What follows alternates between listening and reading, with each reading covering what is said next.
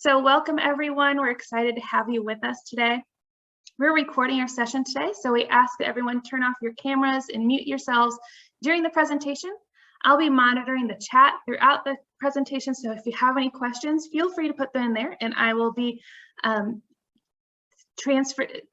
reading your questions out to Rosa, our presenter. Allie Stewart is running tech for us today. Thank you, Allie.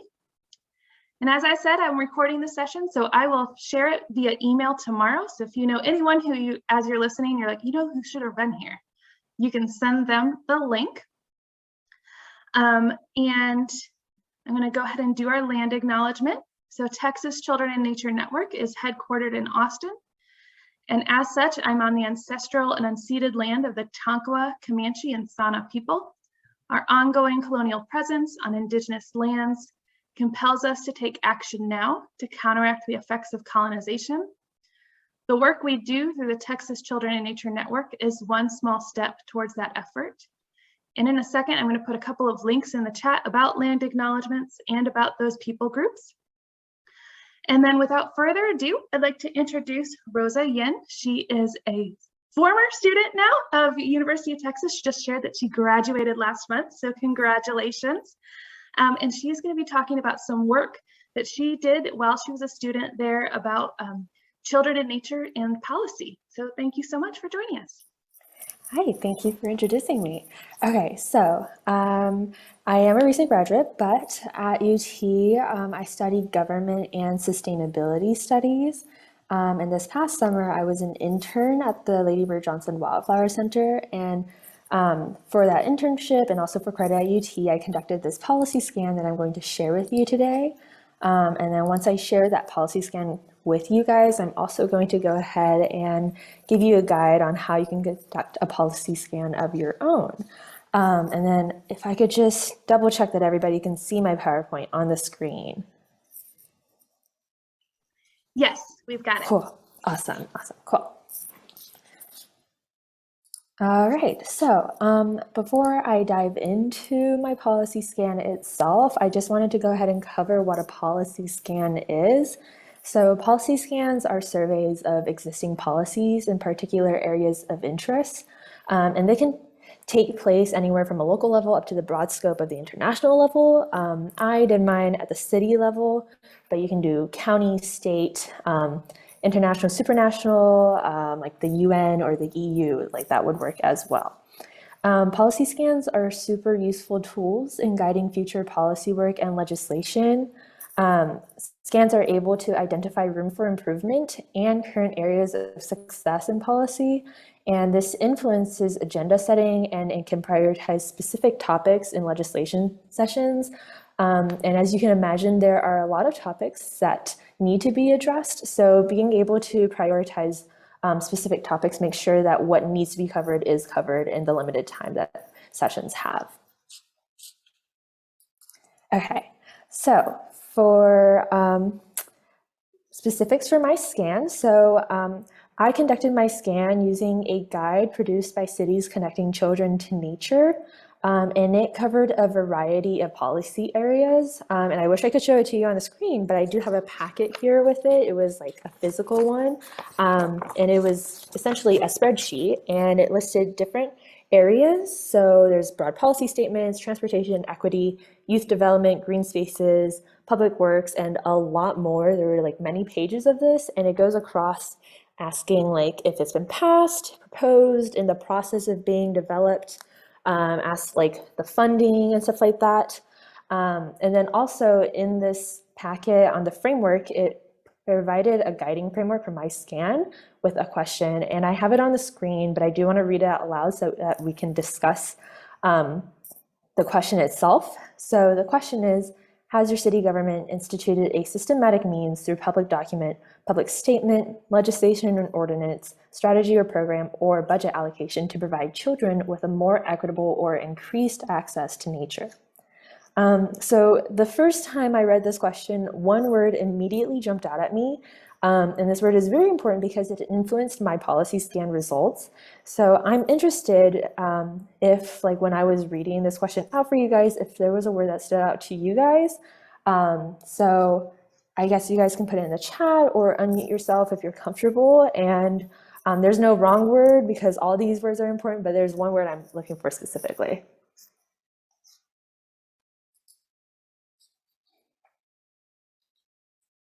I am seeing some good words: equitable, systematic, yes. Okay, so those are also very good words, and they are important because it specifies what you're looking for. But the word that I was actually looking for personally is nature. And this might surprise you, but the definition of nature can be, there is some contention to it. Some people do not agree with like one specific definition of nature. And so I personally have a definition for nature that could be different from yours.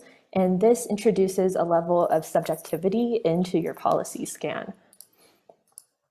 Okay, so going ahead and covering like what I mean by like the contention with the definition of nature.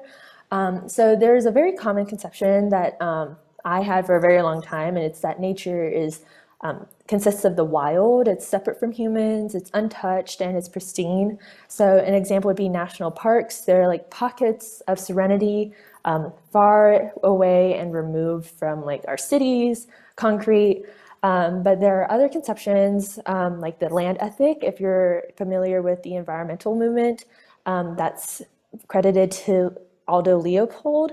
And basically it's the idea that humans are a part of nature and that nature doesn't have to be wild because humans are a part of it. So I have a personal definition that kind of leans towards that. Personally, I think like the tree outside of my apartment is like part of nature, or like a weed cropping up through the sidewalk crack is still nature, even though there are cars driving past my apartment like 100 times per day and the weed on the sidewalk is surrounded by concrete. So my personal definition of nature definitely influenced my policy scan because I was trying to answer the question of, is there access to nature? So depending on your definition, your results will be influenced. Okay, and next slide. All right, so now the method for my policy scan, it can be broken down into two parts. So the first part was generating data. So Austin has an active plans portal, and in this portal exists all current plans and policies in the city of Austin, and this was very, very useful, and I found a lot of my information there. But Google was also a very useful tool. So I put in key terms and then add on City of Austin policy or City of Austin program, and that would usually pull it up if it was something that was relevant, because Google does a great job, and it would be like one of the first results. I also had a lot of outside input. So one section of the policy scan looks into community gardens of Austin. And for a past project at UT, I actually did extensive research into community gardens in the city. So I was actually able to apply that to this project. Partnerships means that when I was researching on Google, I would type in key terms, and something would come up from an organization whose goals were in line with the policy area that I was looking into, but it wasn't a city department or government agency leading that goal. But then I clicked on the page, I would go to their About page and scroll down to sponsors or partnerships. And then in the sponsors or partnerships, it would be a city agency or some City of Austin program that in my head, I was like, this technically counts because there is the input from the government, like city government, into the strategy.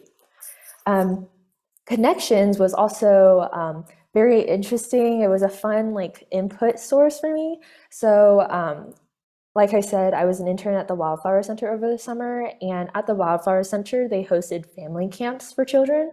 And so one day I was there at a family camp, and there was a mom that I was talking to, and she brought up her daughter's school's garden and their green spaces, and I was paused the conversation. I was like, hold on, this is so interesting because I'm doing a research project on this right now. Like, I would love to talk about this with you more.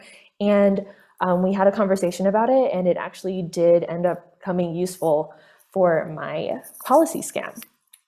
So I had to keep an open mind when I was collecting all of my data, and that was really awesome. And then in the end, I compiled all of the data into one large document. It was many pages long. And then after compiling that, I went ahead and analyzed that. So that was step 2, to analyze my collected data.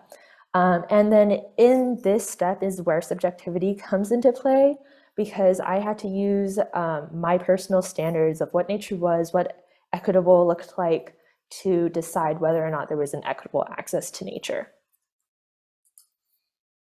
All right, so let's go ahead and get into the meat of the scan of it all.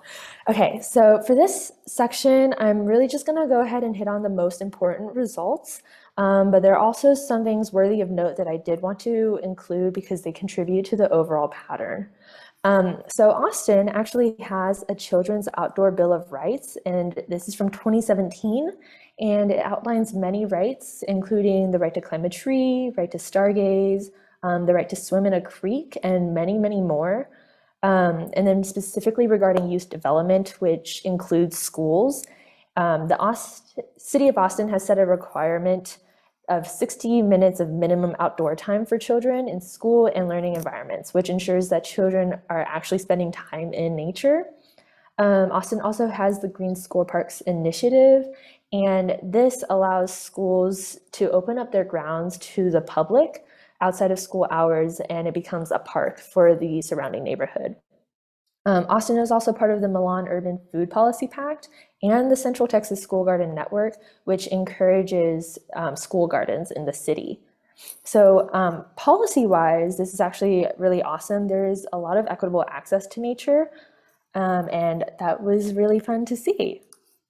Okay, and then here I have 2 screen grabs to compare the distribution of school food gardens to income level in Austin. So on the left is from the Coalition of Austin Community Gardens, and on the right is a map that shows income. So the orange is high income and the blue is low income.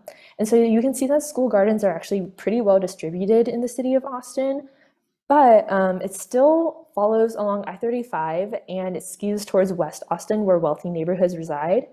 For those of us not from Austin or unfamiliar with Austin's economic layout and history, I-35 marks the segregation in Austin, especially past segregation, like in policy itself. So that is the lasting impact of segregation in Austin, and shows a little bit of inequality still ongoing in the city, but on the left, that picture shows that we are actively combating that and overcoming that lasting impact. Okay, so green spaces and parks. So the Austin Urban Forestry Plan is attempting to expand the tree canopy in Austin neighborhoods, but one implication of the expansion of greenery is green gentrification. So this is very unfortunate, but introducing greenery into neighborhoods often jacks prices up in the neighborhood, and it can kick out longtime residents that would have benefited the most from that introduced greenery. And Austin community gardens are also permissible in all residential zones, which is really awesome. Austin has a lot of community gardens, and a lot of these community gardens do public programs. So personally, I drop off my compost at my nearest community garden. It's very close to me. So even though I don't, plant things and I'm not actively participating in the garden work, I'm still benefiting from that and accessing nature through the community garden. Okay, right here, and then public works. So green space and parks and public works actually share a lot of initiatives together. So this is actually an overlap, and what's going on for green space and parks is also going on for public works. Okay, so on the slide, I grabbed some pictures from the Park Score Index, and the Park Score Index maps out which areas have residents that are a 10-minute walk from a park. And this identifies priority areas in need of parks, and Austin is part of that. So a majority of Austin, like I said, is a 10-minute walk away from their parks, but from the income and race pictures, the middle and right side, you can see that there is some disparity there. And, oops, sorry, I just flipped to the wrong page. Okay, but yeah, and you can see that the pattern is emerging where low-income areas are primarily resided by people of color, and those areas are the most prioritized for park development. And I will dive deeper into this later because there's some interesting stuff going on here. And then here I have some pictures from the Pease Park Conservancy and their green infrastructure. So on the left is their nature play area. So it's made of logs and different stuff for children to actually play with, and they can use this to build their own play area, which is very fun, very beneficial. Not only are they interacting with nature, but they're also building their own motor skills. Super cool. On the right is green infrastructure itself. So it's instead of like a concrete staircase, these are stone slabs integrated with native plants as well that ensures that you're interacting with nature. Okay, so for policy key findings, overall, Austin has placed an emphasis on sustainability, equity, and access to nature in its policies. There are multiple plans from multiple different departments that pursue sustainability and making nature equitable and accessible. I do want to go ahead and focus on the sustainability plan. It's also called the Imagine Austin Plan from 2012. And this contains 6 priorities, and one of which is to integrate nature into the city. One thing that is also worthy of note here is the vertical and horizontal linkages. So because I was looking at the city of Austin, I also had to keep an open mind to county and statewide initiatives. And horizontal is addressing Austin as well as San Marcos, San Antonio, Dallas, and how those cities are working together. And one place of improvement is improving green networking between the cities. So there are green belts in each city, but there is a forecast that San Marcos, San Antonio, and Austin will become very close and potentially form a mega city eventually. So it would be amazing to see green connections between the three. Okay, so for budget, first I would like to go over how Austin has recently reorganized its budget. Austin's city budget is currently split by outcomes. So there is culture and lifelong learning, economic opportunity and affordability, government that works for all, health and environment, mobility, and safety. So in all of these 6 outcomes, an equitable and accessible nature is relevant. They just differ by extent. So now that I've covered the breakdown of Austin's city budget, I want to turn our attention to the budget itself. So at first, when I was doing the policy scan, I was a little stumped on how to examine the budget in terms of providing an equitable access to nature for children because there were so many different parts that I was looking at. I was looking at all these different parts on my spreadsheet and on my document, and then I realized because equity and access to nature and sustainability are integrated in Austin's policy across the board, I could just go ahead and look at the nature or the budget itself. And so I compared last year's budget to this year's budget, and you can see that this year's budget is actually $0.3 billion more than the year before. However, 2/3 of that budget is dedicated towards safety and really kind of reserved for the Austin Police Department. And the other remaining third are reserved for departments of the city that don't qualify under the umbrella of public safety. So Parks and Recreation, Austin Public Health, the library, animal services, housing and planning, and much, much more. So this is a redirecting of the redirection of funds away from Austin's police that happened last year in the wake of current politics. But with this change of applying more money towards the Austin Police Department, there are less funds on a comparative scale reserved for Parks and Recreation, which a lot of us are connect with nature and the effort to ensure an equitable access to nature for children in the city. However, even though there is that kind of disproportionality in the funding in the city, there is an overall promotion of equitable access to nature that is found in the city's budget. because the responsibilities of cultivating children's access to nature is delegated across the city government.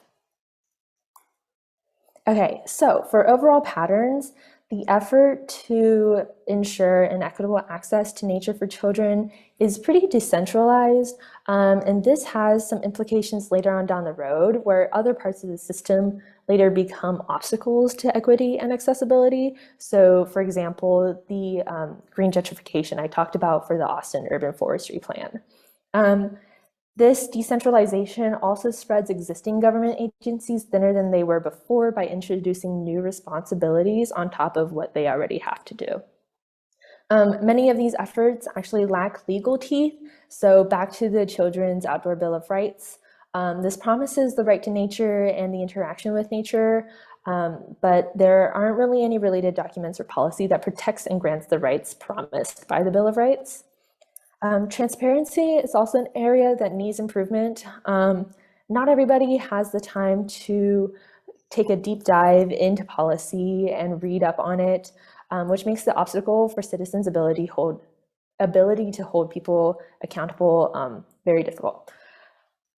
And then also equity overall has room for improvement, but this is an ongoing effort for everyone everywhere as well.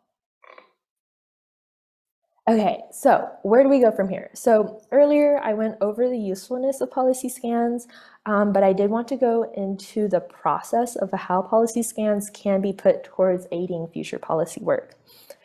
So one key question to ask after you conduct a policy scan is, what is the difference between what is in policy and what is actually put into practice? And one easy way to answer this question is through on-the-ground observations. So for example, I actually participated in furthering this policy scan through a personal capstone project at UT in the sustainability department. I worked with a group and we examined green space access and quality based on income. And so that process looked like going to different green spaces in the city in multiple different zip codes, and then we compared those to each other. From our observations, we were able to identify systemic inequality in green space access and quality in the city, despite the sustainability plan of the city emphasizing equality. Our project was then able to identify green spaces as an area that required further work beyond the existing policy. Another step to take that I think is also really, really important is distributing the information from this policy scan. So I'm going to go ahead and point our attention back to the Children's Outdoor Bill of Rights, which I'm just going to call COBOR. So to really get your gears turning, I'm going to compare the COBOR to our National Bill of Rights. Obviously very different from each other, but it's in those differences that we can see where the COBOR is lacking. The Bill of Rights is part of our Constitution, and I'm going to borrow wording from a former law professor. It is almost sacred to Americans. We learn about it at a young age, and we continue to learn about it as we progress through school. The COBOR, however, has no legal process to uphold and protect the right it lists. Residents in Austin are not aware of the COBOR as much as they should be. So even though it's only a municipal Bill of Rights and not anywhere on the same level as our National Bill of Rights, the contrast highlights where the COBOR has room to grow. And also the COBOR is only a fraction of my entire archive where I compiled all my data. So you can imagine that there's much more information out there that should be shared. Okay, so now on to how you can possibly, actually, I'm so sorry. Let's go ahead and answer some questions. I see some things in the chat. So if there's any questions. So our first question is from Priya, and she is curious to know, did you use any particular tools for the policy scan aside from Google search in scanning existing city plans? No, so that actually was basically the extent of what I used. I didn't really want to go into anything that was going to restrict access for other people because I wanted to focus on what was specifically public policy. But that is a good point that whenever you conduct a policy scan, you should definitely be open to any and all resources that you have access to. Perfect. And then Priya also shared a link to that document that you started with. So folks, if you want to see it, you can go ahead and look at that link that she shared. Celine says, reimagining public safety directly contributes to improved access to nature for children and families. More of a comment than a question, but I thought it was a great one. And that's all we've got in the chat right now. Yes, awesome. Yeah, and I do agree with that comment. I should specify or at least acknowledge that leaving and reserving money for public safety doesn't necessarily mean taking money away from access to nature.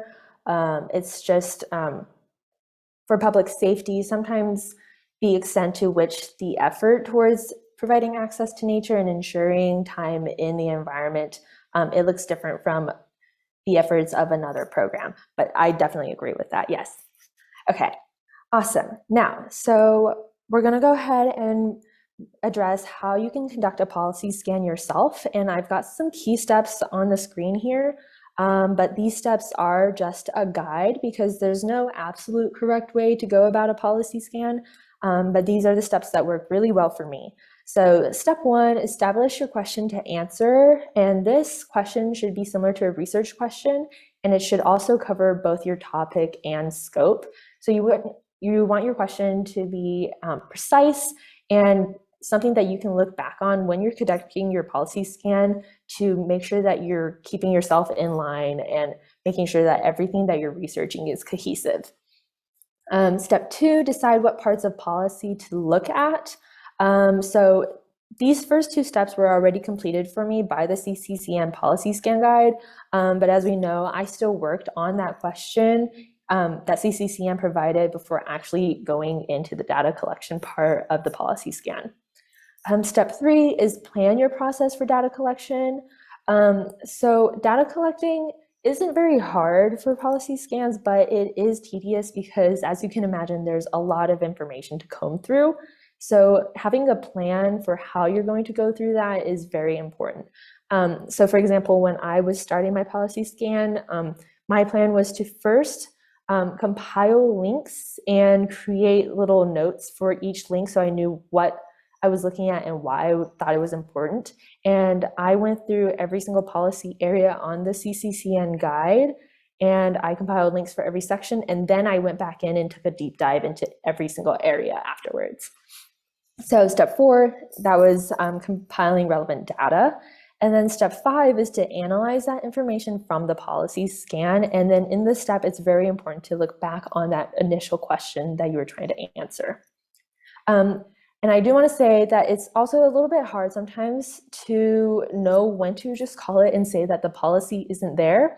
A lot of times I found myself scrolling page after page looking for something specific and it just wasn't showing up, but I was really cautious about just calling it quits and saying that, oh, it's not there. But if you're looking for something and you've checked every single possible source and you still can't find it and you know you're spending way too much time on something very specific, you should make a note that it's just not there. You always have the option of contacting the department that you think would be responsible for that policy or program or reaching out to someone, but oftentimes that's time consuming because it can take a while before you get a response. So I like to think of that as a Hail Mary. All right, so this part I'm really excited for. I did want you guys to go ahead and do a policy scan practice run. So I've already decided on the topic and the scope for you guys. So we're going to go ahead and look at community gardens and look at in your city. So because I've already shared some information on Austin community gardens with you guys, I'm going to just go ahead and say Austin is off the table. So pick any city that is in Austin. And then so in your own policy scan right now, your mini one, go ahead and look at where are community gardens allowed, who has access to community gardens, or anything interesting policy or program wise around community gardens. Before you go off on your own and research community gardens for your city of choice, I'm just gonna go ahead and share with you some main takeaways from my look into community gardens in Austin so that you have an idea of what's relevant. So Austin has a community garden program that's led by Austin Parks and Recreation, and community gardens are also part of a strategy to combat food insecurity and food deserts in the city. Austin also has multiple pieces of land that are declared city endorsed community garden that allows produce to be grown for non-commercial uses. Austin's zoning code also allows for community garden use on all residential land plots. Austin community gardens also take the form of school gardens and church gardens, and access to these gardens is based on the type of the garden. So oftentimes school gardens are a little bit more public because the surrounding neighborhood can come in. Church gardens, more often than not, are restricted to just the church members. Okay, so I'm going to go ahead and put this prompt screen back up, and I think we can take 15 minutes to maybe search for something on your own for a city of your own choice. I'm totally okay with city overlaps, and then go ahead and find anything that you think is really interesting, and then we'll come back and share and discuss what we found. Welcome back, everyone.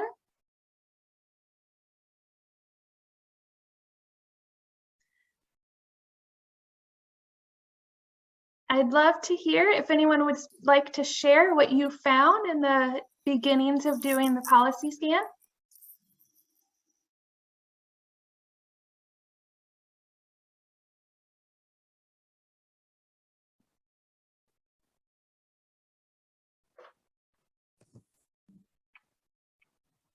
I guess I would also, oh, Allie, I think I saw you on mute, so go ahead.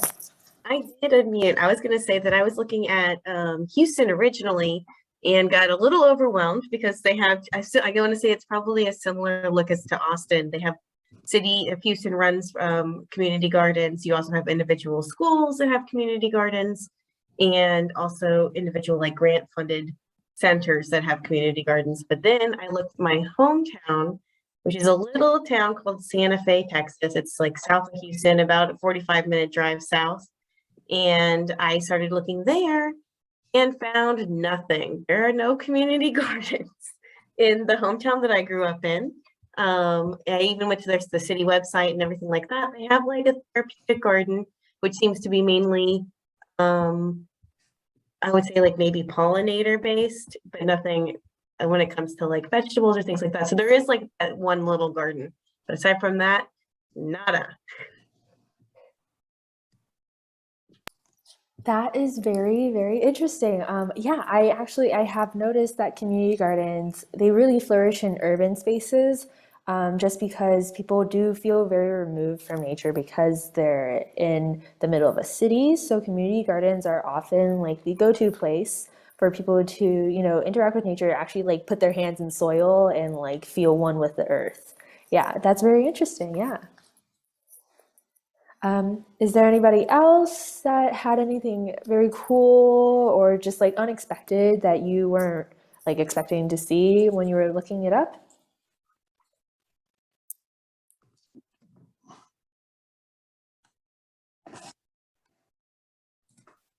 I'll go ahead and share real quick. I looked up Pearland, Texas, because I'm part of Pearland Parks and Rec, and I wanted to see, like, do we even have any ordinances within the city? I didn't think we did that specifically spell out like access to nature and that kind of thing. But I'm on our diversity, equity, and inclusion task force, so this is something that looking in the future, I would be part of that group that would make those policies in the future. So this is all really interesting.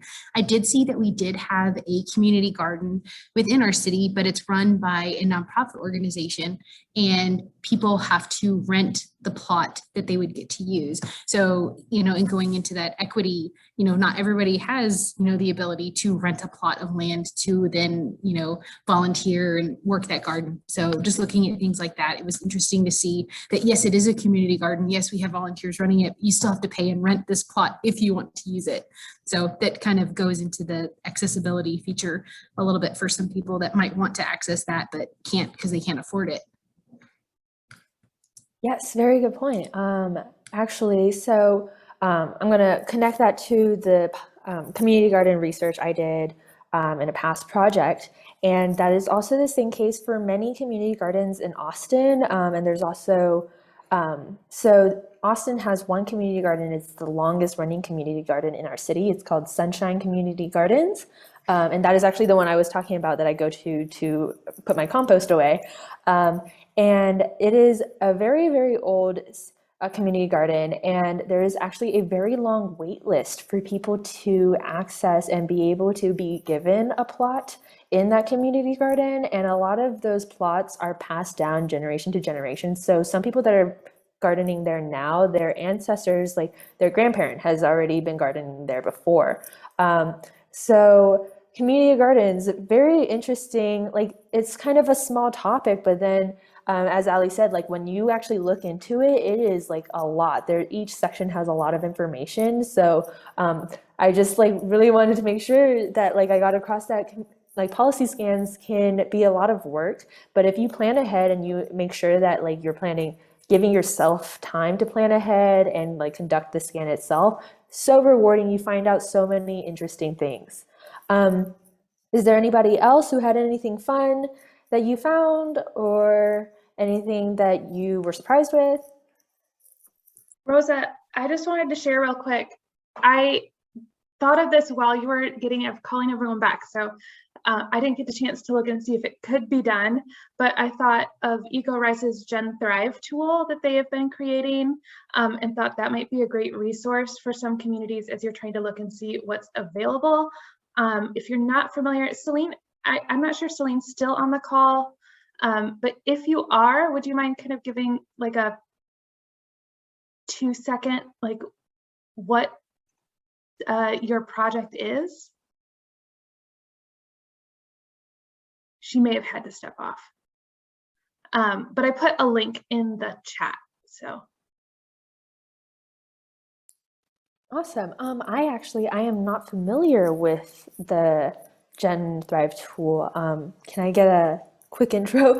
Yeah, so it is a mapping tool that EcoRise has put together, primarily looking at environmental education providers, but some of those may be schools that have community gardens, or for this type of project, but for anything that you're looking at for a policy scan.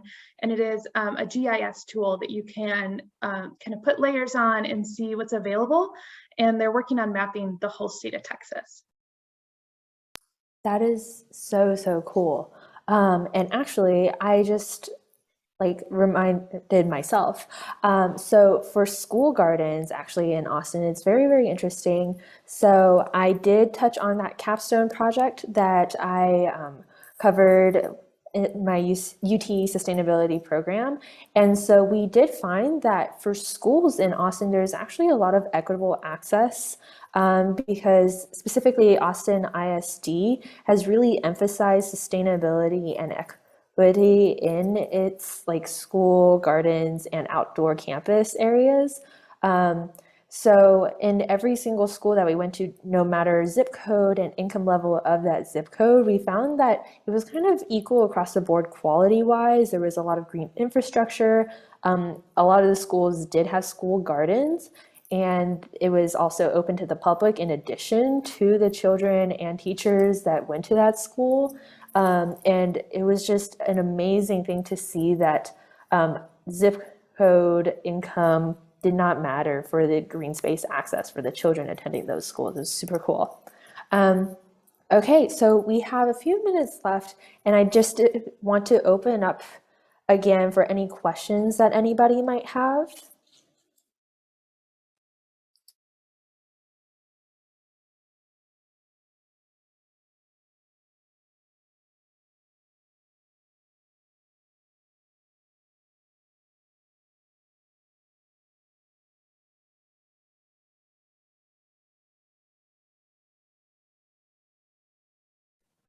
Don't think we have any in the chat right now, but what I am about to put a link in the chat. We did a webinar about a year ago with the EcoRise folks about their Gen Thrive tool.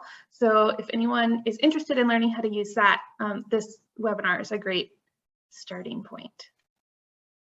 Awesome, sweet, thank you so much. Okay, I guess I got really excited and I talked really, really fast. So if anybody has actually any more questions and they pop up after this webinar ends, please reach out to me. I put my email on the screen for you guys.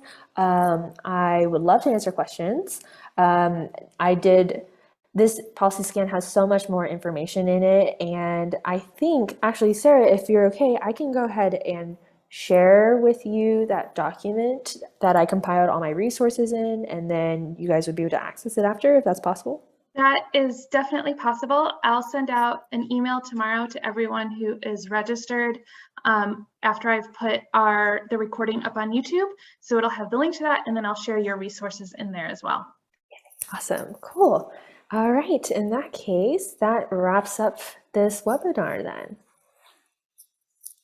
Thank you so much, Rosa. Our next webinar next month is going to be on nature play and Olay, and actually our wonderful tech guru Allie is going to be doing that webinar. So I don't know if Allie, you want to give a little plug for folks to register?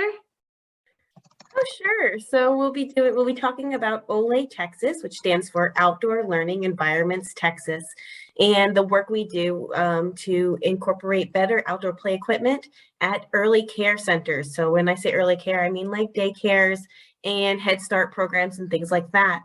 We go in and we use a specific number of best practices. It's about 13 best practices, and we actually install better equipment that's more nature-based to inspire more physical activity, reduce obesity, and longer playtime outside. And so we'll be talking about how we've been doing that here in Harris County, I would say some of the troubles we've had implementing the initiative, and some of the successes we've had. So it'll be, I'd love to hear everybody's thoughts about a good brainstorm on how to continue promoting outdoor play and learning in their area. And if anybody has heard of Olay or seen Olay in their cities, how they've been able to implement it. Thank you so much, Allie. And Rosa, thank you so much for such a fantastic webinar. I saw you do this a couple months ago, and you've even expanded on it so much more since then. So really, thank you so much. It is a great wealth of information. So thank you for presenting.